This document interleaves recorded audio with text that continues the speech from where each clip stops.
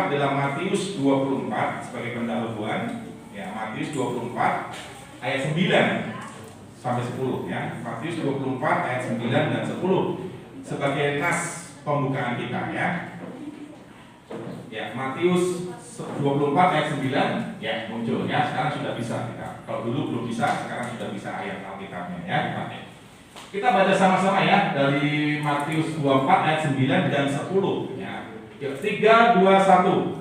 Pada waktu itu kamu akan diserahkan supaya disiksa, dan kamu akan dibunuh dan akan dibenci semua bangsa oleh karena namaku. Ayat 10. Dan banyak orang akan murtad, dan mereka akan saling menyerahkan dan saling membenci. Ya, Matius pasal 24 ini kalau saudara baca keseluruhannya dalam perikop ini, saudaraku, ini berbicara tentang tanda-tanda akhir zaman, akhir dari akhir zaman, tanda-tanda menjelang kedatangan Tuhan Yesus kali yang kedua, saudara, salah satunya ya. Nah, waktu itu ada yang bertanya kepada Tuhan Yesus, apa sih tandanya sih? Ya, kedatangan anak manusia itu, kedatangan Tuhan Yesus itu apa tandanya? Mereka bertanya kepada Tuhan Yesus. Dan salah satu yang Tuhan Yesus katakan tadi, ya, salah satu tanda yang mendahului sebelum Tuhan Yesus datang menjemput kita adalah kita ini akan dibenci. Ya, tadi munculkan lagi, jangan di ini dulu, tetap muncul sampai terus ya, sampai berganti. Ya, banyak orang ayat 9-nya. Ya, pada waktu itu kamu akan diserahkan supaya disiksa. Akan ada penganiayaan, akan ada sesuatu hal yang gak enak. Ya, ada satu spirit kebencian, ada satu hal yang membuat kita kok menjadi anak Tuhan, kok menjadi pengikut Kristus itu kok seperti ini. Mungkin ada pertanyaan-pertanyaan yang muncul dalam benak kita, saudara. Nah, itulah yang salah satu tanda yang sudah Tuhan sampaikan kepada kita.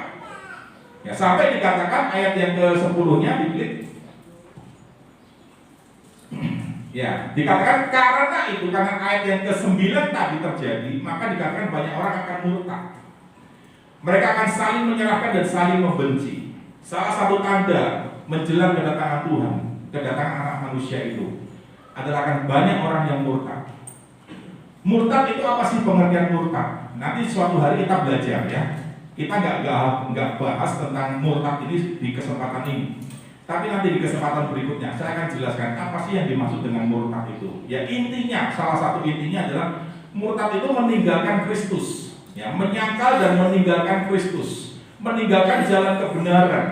Itu arti kata murtad. Ya. Jadi banyak orang akan meninggalkan kebenaran yang sudah diketahuinya, meninggalkan firman Tuhan, meninggalkan pribadi Tuhan, meninggalkan semua apa hal yang sudah dia pernah kecap, dia pernah rasakan tentang kebaikan Tuhan, tentang mujizat Tuhan. Dia sudah diajar tentang kebenaran, tentang hidup kekal dan sebagainya. Mereka sudah tahu, bahkan merasakan mujizat, tetapi akhirnya mereka kembali kepada kehidupan yang lama, kembali kepada kegelapan lagi. Padahal sudah dibawa keluar dari kegelapan, dibawa kepada terang yang ajaib, tetapi malah kembali lagi kepada kegelapan. Itulah salah satu makna atau pengertian kata murtad itu. Nah, ini jangan heran, saudaraku. Menjelang kedatangan anak manusia, menjelang kedatangan Yesus, akan banyak orang yang murtad. Orang yang tadinya percaya kepada Tuhan, melayani Tuhan, mengecap mujizat kebaikan Tuhan, tetapi akhirnya meninggalkan kembali Kristus. Ya, saya berdoa ini tidak terjadi buat saudara ataupun saya. Yang mau katakan amin? Ya, jadi supaya kita mengerti lewat kebenaran hari ini, saudara dan saya diajar bagaimana sih sebenarnya kita tuh harus beriman, atau bagaimana sih seharusnya saya itu percaya kepada Tuhan Yesus sehingga akhirnya saya dan saudara enggak murtad. Yang mau katakan amin? Ya, perhatikan ini. Pertanyaannya begini, cukupkah saudara dan saya ini hanya percaya saja? Cukup enggak kira-kira? Nah, nanti kita akan bahas sama-sama. Ya, sekali lagi kalian katakan dulu, jangan sampai murtad. Haleluya. Ya. Jangan sampai murtad. Katakan kiri kanan, katakan depan belakang. Jangan murtad ya. Gitu. Kalau saudara murtad berarti saudara menjadi orang yang ini kan dikatakan Tuhan Yesus. Saudara akan gagal, tidak meraih hidup yang kekal, tidak akan mengalami surga. Ya, nah kita lihat sekarang bagaimana sih kita mengaplikasikan, bagaimana kita mempraktekkan iman percaya kita dalam kehidupan sehari-hari kita. Ya kita, ini apa yang dikatakan Tuhan Yesus itu sekitar 2000 tahun yang lalu lebih. Hari ini masih terjadi, saudaraku. Nah makanya hari ini saya rindu dengan fenomena yang terjadi hari-hari ini, mengajar saudara, menuntun saudara, membimbing saudara, supaya saudara itu benar mengaplikasikan iman percaya saudara kepada Tuhan itu dengan cara yang benar, gitu. Sehingga akhirnya saudara bisa sampai kepada garis akhir, garis finish itu. Ya, saya mau ambil dalam satu perikop pelajaran kita hari ini, yaitu dalam Markus pasal 5 ayat yang pertama, dari ayat yang pertama ya. Markus pasal yang kelima.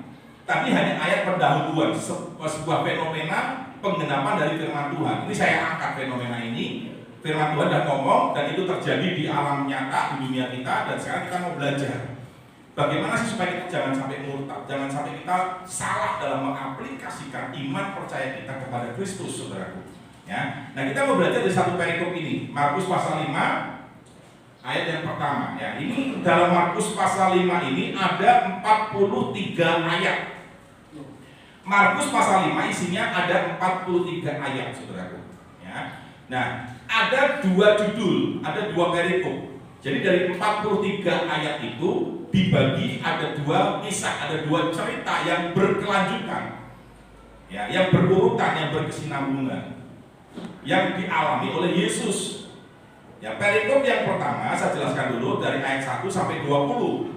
Itu judulnya adalah Yesus mengusir roh jahat dari orang Gerasa.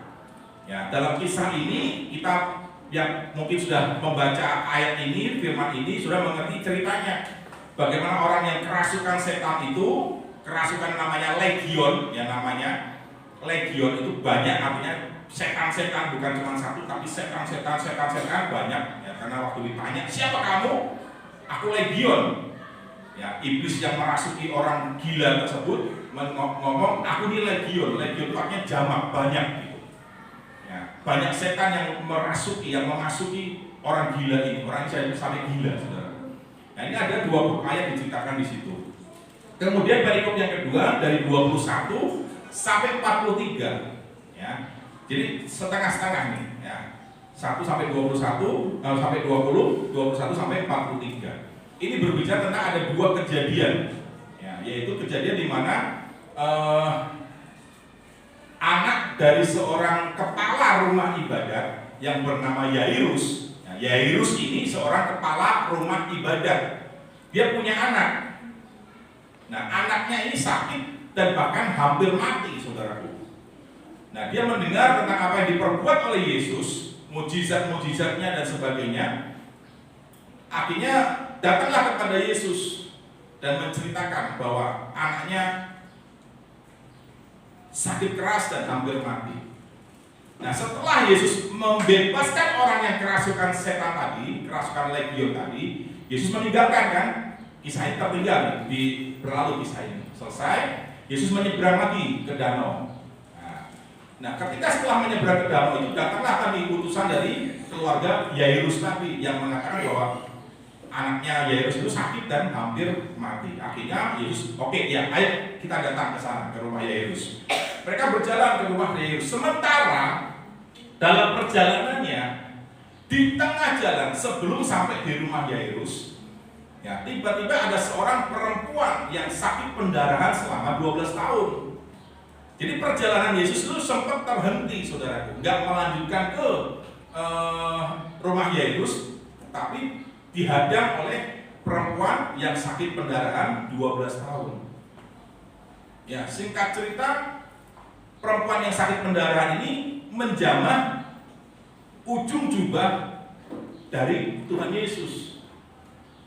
Dan ketika perempuan itu menjamah, Yesus merasakan ada suatu kuasa, ada satu tenaga, ada sesuatu yang keluar dari tubuhnya. Ketika itu Yesus bertanya, siapa yang menjamah aku? Siapa yang menyentuh aku? Karena Yesus merasakan ada satu kuasa yang keluar. Dan ketika kuasa itu mengalir dari tubuh Yesus kepada orang yang menjamah jubahnya Yesus itu, perempuan itu sembuh, saudara. Yesus merasakan, siapa ini? Orang-orang di sekeliling situ ngomong begini, di sini orang berdesak-desakan, guru. Kita nggak ada yang tahu siapa yang menjamah jubahnya guru. Tapi Yesus tetap mencari siapa ini dan ketemu, perempuan ini. Perempuan ini sempat ketakutan. Perempuan ini dikatakan sudah menghabiskan seluruh apa yang ada pada dia untuk pengobatannya, tapi semakin hari semakin parah, saudara. Berarti orang perempuan ini sebenarnya tadinya orang yang terpandang, orang yang kaya secara status sosial, status ekonominya baik sekali. Tetapi karena sakit pendarahan 12 tahun, semuanya habis untuk pengobatan. Sampai suatu hari dia mendengar tentang Yesus dan dia datang kepada Yesus. Dia berkata begini, asal saja ku jamah puncak jubahnya Yesus, aku pasti sembuh. Wah, ini iman percaya yang luar biasa. Dan benar, dia melangkah mempraktekkan imannya dan dia menjamah puncak Yesus, puncak jubah Yesus, dan dia disembuhkan. 12 tahun dia habis-habisan berusaha dengan kekuatan sendiri, cari pertolongan kepada si A, si B, si C, si D, semua dia usahakan apapun, tetapi sakitnya semakin parah. Dia habis hartanya, dia dikucilkan, saudaraku, sampai dia menemukan pribadi Yesus dan dia sembuh, saudara. Setelah itu kemudian baru melanjutkan perjalanannya ke rumah Yairus. Dan di sana pun ada satu peristiwa yang nanti kita akan belajar. Ya, bagaimana orang-orang itu berkerumun dan mengatakan, dia sudah mati. Jadi ketika Yesus datang sudah mati, saudaraku. Ya kan? Dan semua orang sudah ngomong, udah mati kok anaknya kok. Nah, di situ Yesus menasihati bagaimana kalian harus mempraktekkan iman percaya kalian. Nah, ini yang mau kita pelajari bersama-sama. Yang mengerti katakan amin. Ya, jadi kronologinya seperti itu sebelum kita masuk supaya sudah ngerti. Oh, jalan ceritanya begini. Ya, jadi ada satu fenomena di luar sana dan itu ternyata menggenapi apa yang dikatakan Yesus tentang kemurtadan yang terjadi. Nah, supaya kita nggak murtad, bagaimana nih? Kita harus mempraktekkan iman percaya kita dengan benar. Nah, bagaimana kita bisa mempraktekkan? Kita belajar dari kisah ini, dari kisah tentang orang gila yang kerasukan legion tadi, belajar dari perempuan yang sakit pendarahan, dan juga belajar dari anak Yairus yang akhirnya dibangkitkan oleh Yesus. Walaupun dia sudah mati, tapi Yesus membangkitkan dia dari kematiannya. Nah, kita belajar, praktekkan pelajaran ini, praktekkan dalam kehidupan sehari-hari saudara, sehingga saudara bisa mempraktekannya dengan benar dan saudara terhindar dari virus kemurtadan. Yang penting katakan amin. Mari kita bersama-sama belajar yang pertama. Lihat dalam Markus pasal yang kelima ayat 1 dan 2 tadi ya. Oke, kita lihat di sini ya. Ayatnya yang ke-2 sekarang. Ayat yang kedua. Nah, baru saja Yesus turun dari perahu, datanglah seorang yang kerasukan roh jahat dari pekuburan. Jadi orang kerasukan ini tinggal sehari-harinya di kuburan, saudara. Gak ada satu orang pun yang bisa menahan dia. Gak ada satu orang pun yang berani mendekati dia, karena ketika dia didekati dia akan marah, dia akan luar biasa. Kekuatannya luar biasa, rantai-rantai yang mengikatnya pun sampai bisa diputuskan sama dia. Ya, saking luar biasanya penguasaan roh jahat itu. Ya, dikatakan selanjutnya, orang itu diam di sana dan tak ada seorang pun lagi yang sanggup mengikatnya. Gak ada ya, sekalipun dengan rantai udah gak bisa lagi, karena rantainya pun diputuskan, saudaraku. Nah, lanjut lagi ayat yang selanjutnya. Karena sudah sering dibelenggu, dan dirantai, tetapi rantainya diputuskannya dan belenggunya dimusnahkannya, sehingga tidak ada seorang pun yang cukup kuat untuk menjinakkannya. So, bisa membayangkan ini orang yang kerasukan legion itu luar biasa, saudara. Ya. Nah, kita mau lihat ayat yang ke berapa itu? Ayat yang ke-6 ya. Lanjut, 6 langsung. Ya. Perhatikan ini. Ketika siapa ia ini? Orang yang kerasukan tadi, ya, melihat Yesus dari jauh, Berlarilah ia mendapatkan Yesus, lalu menyembahnya. Orang gila ini, orang yang kerasukan ini, seluruh tingkah lakunya itu digerakkan oleh roh legion itu, roh jahat dalam tubuhnya. Jadi ketika yang melihat Yesus itu bukan hanya orangnya yang kerasukan, tetapi legionnya juga melihat itu Yesus. Dari mana bisa tahu seperti itu? Ada kisahnya di ayat selanjutnya. Coba kita lanjutkan dulu ya, ayat yang selanjutnya. Oke, sebentar di situ, ayat yang ke-7.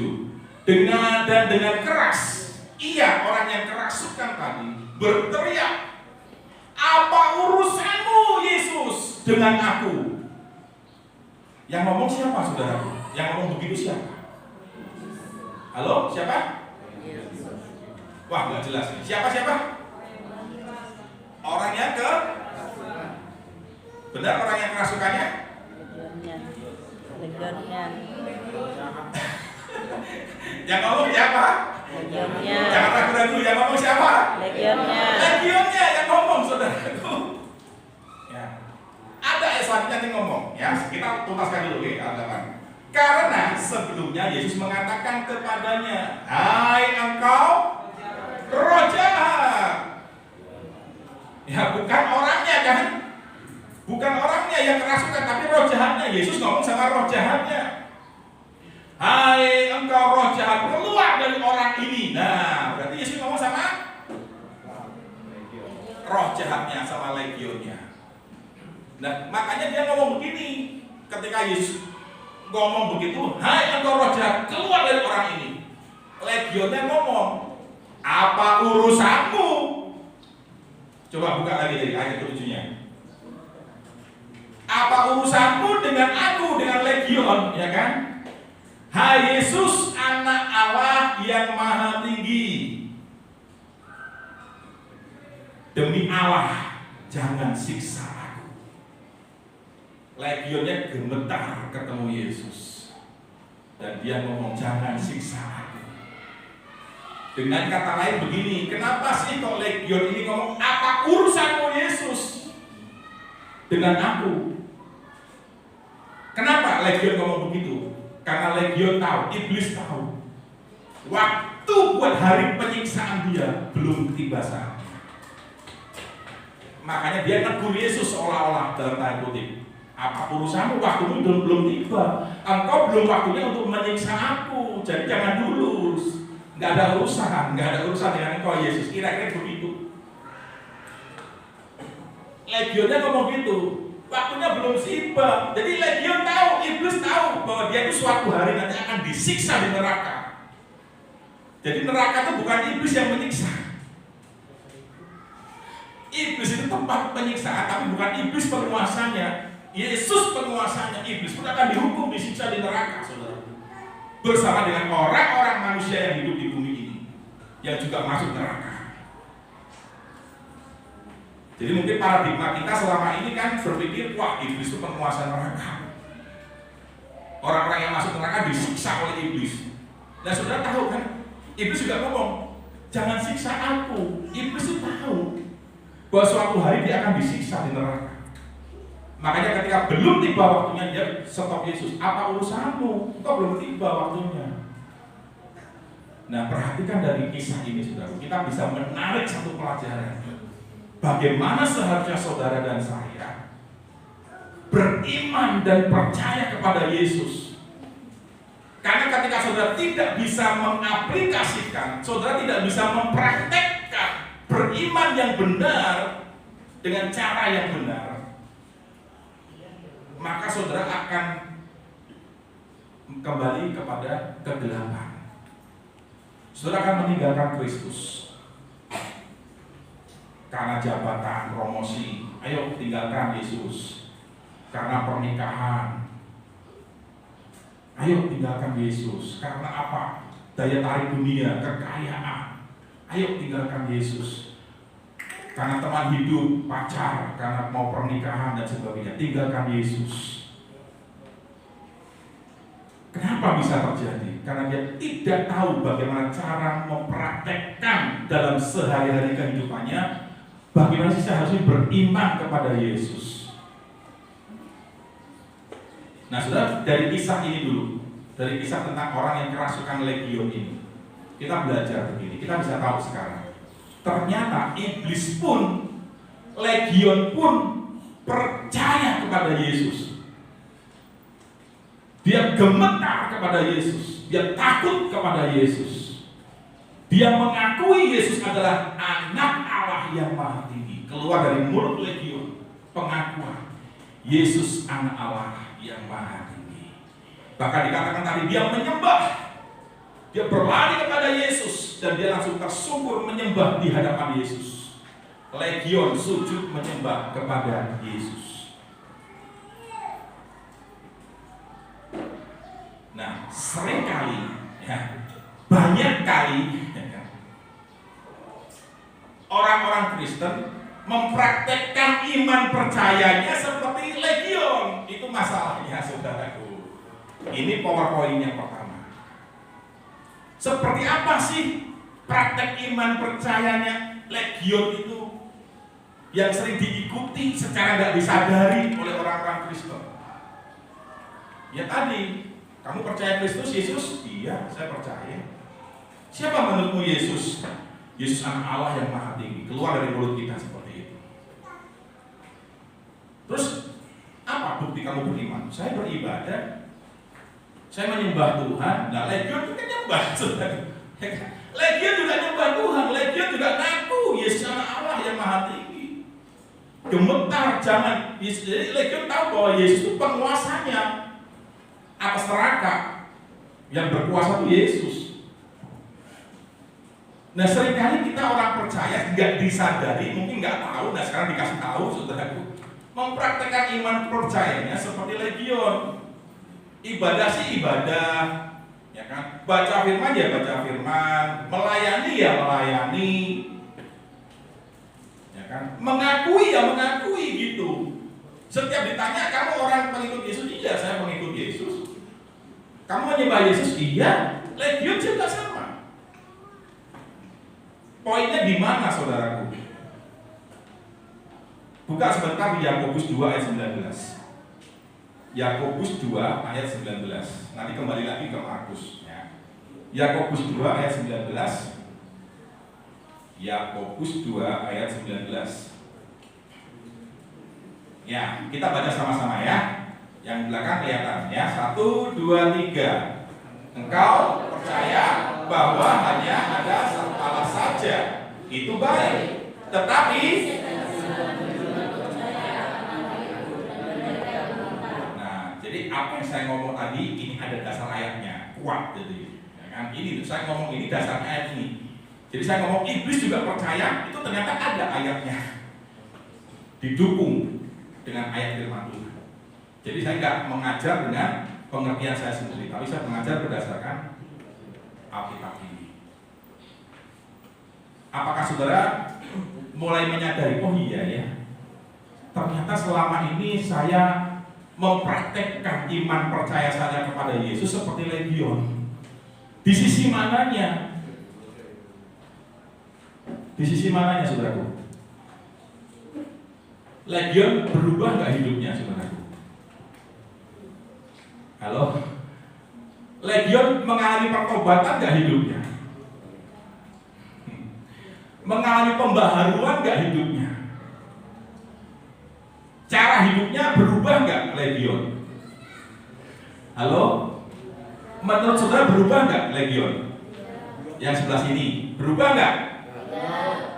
Hah? Apa? Ya? Tidak. Yang sebelah sini? Menurut saudara legion berubah nggak cara hidupnya? Loh, ini diamnya tahu atau nggak tahu nih? Iblis berubah nggak, saudara? Cara hidupnya berubah nggak? Tidak. Nah, banyak orang Kristen kayak begini nih. Beriman ya beriman, percaya ya percaya, tapi hidupnya nggak pernah berubah. Hidupnya nggak mau bertobat.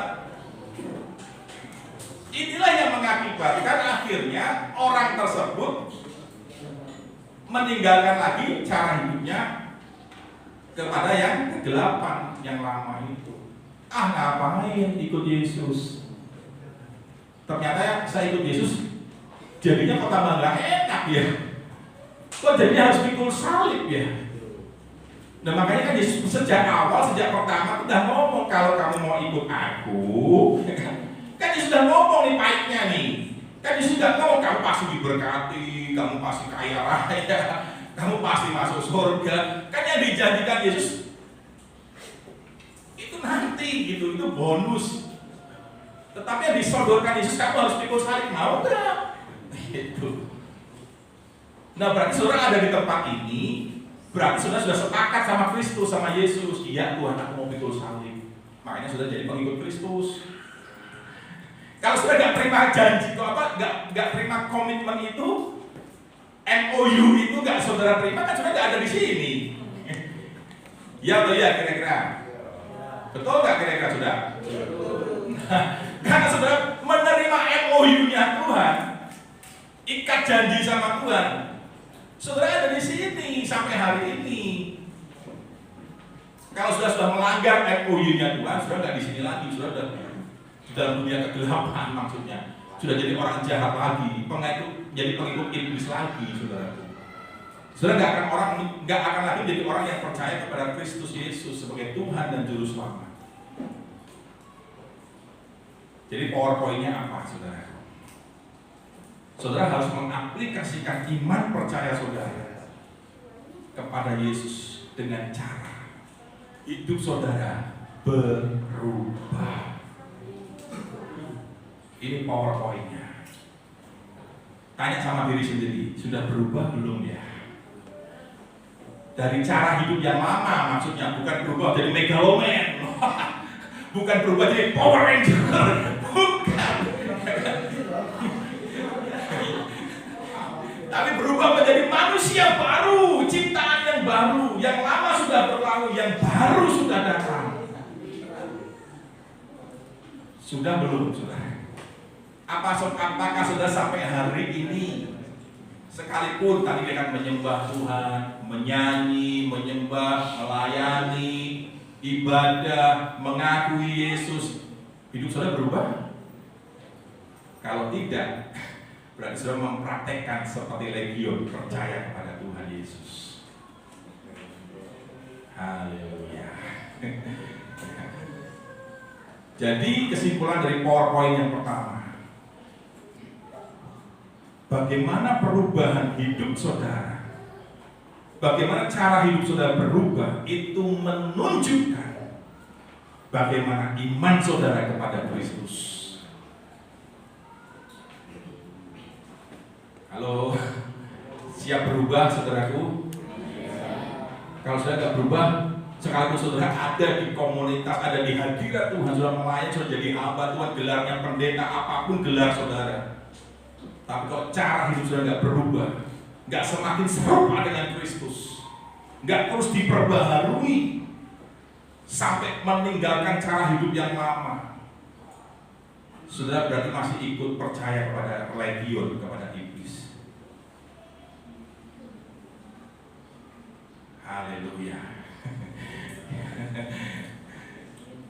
Saudara bersukacita? Nah, kita bersambung ya. Baru satu poin nih. Baru satu poin. Oke, kita simpan dulu. Yang penting saudara praktekkan dulu hari ini. Cara iman saudara kepada Tuhan adalah saudara pastikan hidup saya harus semakin dibaharui. Cara hidup saya semakin harus serupa dengan Kristus. Orang melihat Kristus ada di dalam saya.